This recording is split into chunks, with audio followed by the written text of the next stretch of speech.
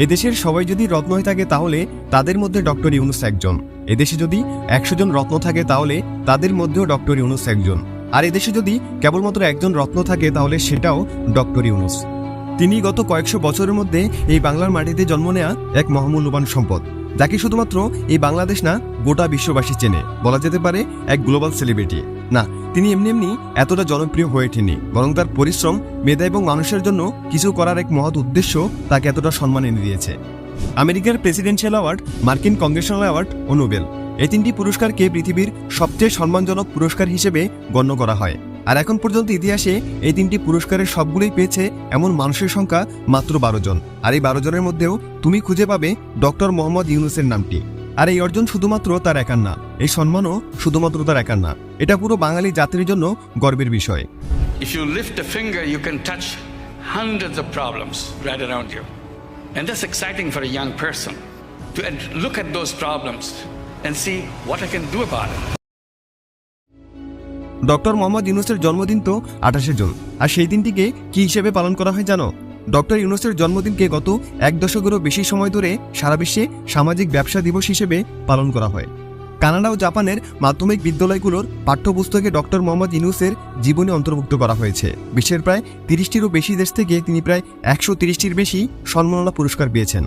দারিদ্র্য সীমা দূর করতে তিনি যেই ক্ষুদ্র ঋণ ব্যবস্থার এই মডেল চালু করেছেন তা পৃথিবীর প্রায় 40টি দেশের 130টিরও বেশি প্রতিষ্ঠান ধারণ করে চলছে। তুমি জানলে অবাক হবে, বিশ্বের 80টিরও বেশি বিশ্ববিদ্যালয় college doctor Yunus social business centre প্রতিষ্ঠা করেছে। 1940 সালের 28 জুন চট্টগ্রামে মুসলিম দম্পতি হাজী দুলামিয়া সওদাগর ও সুফিয়া খাতুন ইউনূসের ঘর আলো করে জন্ম নেয় এক ফুটফুটে শিশু, যার নাম রাখা হয় মোহাম্মদ ইউনূস। কলেজে পড়াকালীন সময়ে স্কাউটে যোগদান ও তার সক্ষমতা এবং যোগ্যতা প্রমাণ করার মাধ্যমে তিনি পশ্চিম পাকিস্তান, ভারত, ইউরোপ ও আমেরিকার মতো দেশে যাওয়ার সুযোগ পান।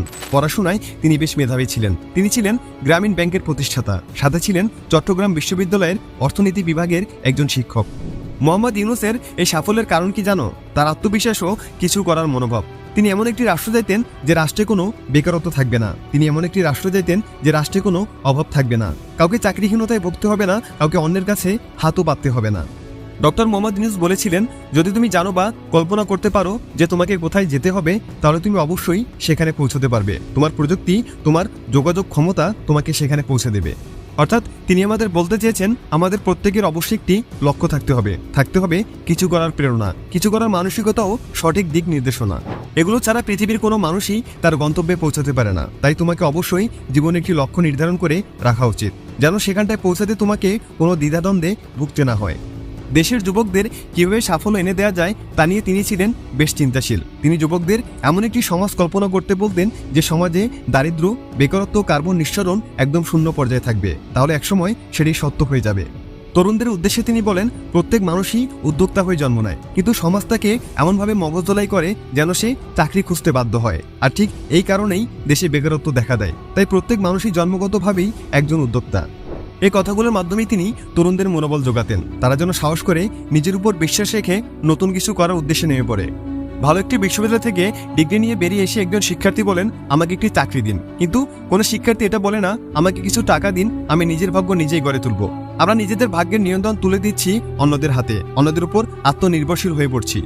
আর যাদের উপর আমরা আত্মনির্ভরশীল হয়ে পড়ছি, তারা যদি আমাদের সেই চাকরিটা কেড়ে নেয় বা কোনো কারণবশত বরখাস্ত করে দেয়, তাহলে আমাদের কি হবে? আর এটা কি বলে আধুনিক দাসত্ব। আমাদের ওই একটাই লক্ষ্য, চাকরি। যেভাবেই হোক না কেন আমাকে চাকরি পেতেই হবে। কিন্তু কেউ এটা বলে না, যেভাবেই হোক না কেন আমাকে একজন উদ্যোক্তা হতে হবে। ডক্টর ইউনূস বলেন, আমরা যদি তরুণদের চাকরি খোঁজা নয় বরং চাকরি সৃষ্টিকারী হিসেবে গড়ে তুলতাম, তাহলে আমাদের দেশে বেকারত্ব বলে কিছুই থাকতো না। আমাদের অর্থনীতি আর অনেক বেশি শক্তিশালী হতো। যার উদাহরণ হিসেবে তিনি বলেন, আমরা ভারত থেকে ডিম কিনি, কিন্তু যেদিন আমরা ভারতের ডিম বিক্রি করতে পারবো, সেদিনই আমাদের অর্থনীতি পুরোপুরি পাল্টে যাবে। লিওনেল মেসি, যিনি হলেন বর্তমান পৃথিবীর সবচেয়ে বড় তারকাদের মধ্যে একজন। আর সেই লিওনেল মেসিও লাইনে দাঁড়িয়েছিলেন শুধুমাত্র এই ডক্টর ইউনূসের সাথে একটি ছবি তোলার জন্য। একজন মানুষ কতটা রেসপেক্টফুল হলে ব্যাপারটা এমন হয়। অলিম্পিক গেমস হলো বিশ্বের অন্যতম সম্মানজনক গেমস। এই অলিম্পিকের আয়োজক হওয়ার জন্য বিশ্বের অনেক ধনী দেশগুলো হাজার হাজার কোটি টাকা খরচ করে। আর এই গেমসের উদ্বোধনী অনুষ্ঠানের সবচেয়ে সম্মানিত মেহমান বা প্রধান অতিথি হলেন অলিম্পিকের মশাল বাহক, যিনি হাতে একটি মশাল নিয়ে সকলের সামনে উপস্থিত হন। আর 2020 সালে জাপানে অনুষ্ঠিত হওয়া অলিম্পিকের এই মশাল বাহক ছিলেন আমাদের ডক্টর ইউনূস। পৃথিবীর বিভিন্ন দেশের বিভিন্ন বিশ্ববিদ্যালয় থেকে ডক্টর ইউনূস 48টি সম্মানসূচক ডক্টরেট ডিগ্রি অর্জন করেছেন। নিঃসন্দেহে যাকে বলা যেতে পারে আমাদের দেশের জন্য এক বিশাল বড় সম্মাননা। দেশে এমন রত্ন আর কয়টি বা পাওয়া যায়। তার প্রতিষ্ঠিত গ্রামীণ ব্যাংকের মূল উদ্দেশ্য ছিল দেশের সাধারণ মানুষগুলোকে সহজ শর্তে ঋণ দেওয়া, যেন তারা সুদের চক্র সংগঠন করা অসাধু লোকদের থেকে রক্ষা পেতে পারেন, যেন তারা স্বাবলম্বী হয়ে উঠে দাঁড়াতে পারেন। আর তার এই উদ্যোগ পুরোপুরি সফল হয়েছে, যার ফলাফল তাকে এনে দিয়েছে বিশাল বড় সম্মাননা। 1974 সালে তিনি চট্টগ্রাম বিশ্ববিদ্যালয়ে অধ্যাপনাকালীন সময়ে দেশে দুর্ভিক্ষ দেখা দেয়। সেই সময়টাতে তিনি ভীষণ উদ্বিগ্ন হয়ে পড়েন। কিভাবে মানুষের কষ্ট লাঘব করা যায়, কিভাবে মানুষকে সাহায্য করা যায়, মানুষের জীবনকে সহজ করা যায়, কিভাবে একটি দুর্নীতিমুক্ত অসাধু চক্রমুক্ত সমাজ ব্যবস্থা চালু করা যায়, তা নিয়ে তিনি বেশ চিন্তাশীল ছিলেন। মানুষের পাশে দাঁড়ানোর জন্য বেশ কিছু পদক্ষেপ গ্রহণ করেন। আর এসব কর্মকাণ্ডের কারণে তিনি মানুষের অনেক কাছাকাছি আসতে শুরু করলেন। মানুষের বেদনা কষ্টগুলো তিনি অনুভব করতে পারতেন, আর সে অনুযায়ী তিনি সেগুলো লাঘব করার জন্য বিভিন্ন পরিকল্পনা ও পদক্ষেপ গ্রহণ করতে শুরু করেন। মানুষকে কীভাবে একটি সুন্দর জীবন দেওয়া যায় সেটা নিয়ে তিনি সবসময় চিন্তাভাবনায় থাকতেন, সে অনুযায়ী তিনি কাজ করতেন। দেশের কিছু অসাধু মানুষ তার এই সম্মান এবং অর্জন মেনে নিতে পারেনি। তারা তাকে বিভিন্নভাবে হয়রানি করতে থাকে, তাকে হেনস্থার শিকার পর্যন্ত হতে হয়। কিন্তু মোহাম্মদ ইউনূস ছিলেন পুরোপুরি নিরপেক্ষ। অসাধু কোনো লক্ষ্য নিয়ে তিনি মানুষের পাশে দাঁড়াননি, যার ফলাফলস্বরূপ তিনি সকলের ভালোবাসা পেয়েছেন। দেশকে নতুন করে গড়ে তুলতে দেশের ছাত্ররা তাকেই বেছে নিয়েছে, কারণ ছাত্ররা জানে একজন সঠিক মানুষই কেবল পারে সুন্দর একটি দেশ গড়ে তুলতে। আর দেশের এমন একজন রত্ন আছে বলেই তারা নিশ্চিন্তভাবে তাকে দেশের প্রধানমন্ত্রীর দায়িত্ব পালন করতে দিয়েছে। আর আমরা আশাবাদী যে তিনি বেশ সুন্দর ও নিরপেক্ষভাবে একটি সোনার বাংলা গড়ে তুলবে। দেশে আর কোনো বেকারত্ব থাকবে না, দেশের সর্বস্তরের সকল মানুষ মাথা উঁচু করে বাঁচতে পারবে, সকলে আত্মমর্যাদাশীল হতে পারবে। বাংলাদেশকে বিশ্বের অন্যতম একটি উন্নত সভ্য রাষ্ট্র হিসেবে গড়ে তুলতে তিনি যথাযথ পদক্ষেপ গ্রহণ করবেন। তাই সবসময় নিজের লাভের কথা চিন্তা না করে আমাদের উচিত সকলকে নিয়ে ভাবা, কিভাবে একটি দেশ উন্নত করা যায়, কিভাবে একটি রাষ্ট্রকে সবার সামনে তুলে ধরা যায়, কিভাবে একটি রাষ্ট্রকে পুরো বিশ্ববাসীর নিকট বেশ গর্বের সাথে উপস্থাপন করা যায় সেটা নিয়ে ভাবা। আর যদি সকলের এ ধরনের মনোভাব সৃষ্টি হয়ে থাকে, তাহলে এদেশের সকল মানুষ বিশ্ববাসীর কাছে মাথা উঁচু করে নিজের পরিচয় দিতে পারবে।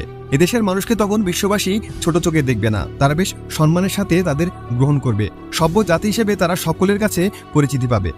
তাই তোমাকেই বলছি, আজ থেকে এরকম একটি মানসিকতা নিয়ে নিজেকে প্রস্তুত করতে থাকো। কারণ শুরুতেই বলেছিলাম, সৃষ্টিকর্তা কোনো ভেদাভেদ ছাড়াই সকলকে সৃষ্টি করেছেন। কিন্তু কে কি করবে, কার পরিণাম কি হবে, কার ভাগ্যে কি আছে, সেটা তার কর্ম এবং চিন্তাভাবনার উপরে নির্ভর করে। আর আমি জানি তোমরা সকলে উন্নত একটি সভ্য মানসিকতার অধিকারী। এদেশে একদিন বিশ্বের অন্যতম একটি রাষ্ট্র হিসেবে পরিচিতি পাবে। আমি আশাবাদী, আর আশা করি তোমরাও আমার সাথে আশাবাদী। ভালো লাগলে ভিডিওটি লাইক করে দেওয়ার, সাবস্ক্রাইব করে আমাদের সাথেই থাকো। Thanks for watching.